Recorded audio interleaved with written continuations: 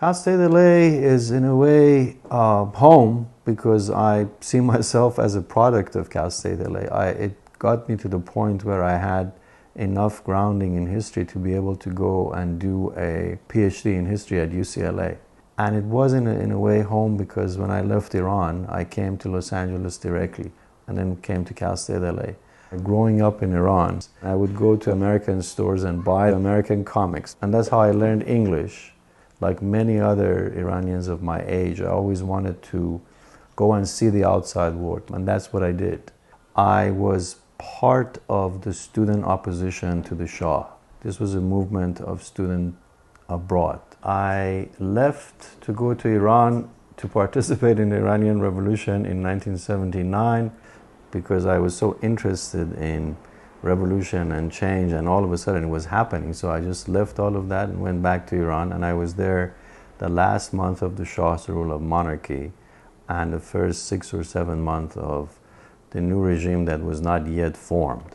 It was very intense, very traumatic, and I was in a very difficult situation because I was one of the few a minority that was opposed to both regimes, both to the one that was falling and to the one that was coming in. The kind of ideas I sympathized with had already lost in Iran. I could not continue my education in Iran. Every universities were shut down. The country was in chaos. I'm fortunate in that what I studied and what I teach and what I write about is in some ways directly related to my own life. My first book was basically a history of the Iranian student opposition to the Iranian government outside of Iran, in Europe and in the US. At a conference in Victoria, Canada was when I encountered a young student activist who had been imprisoned in Iran, and he was giving a paper describing his experience. And afterwards he told me, I read your book on Iran's student movement before the revolution in my prison cell. And this literally brought tears to my eyes because I never thought my scholarship would go that far.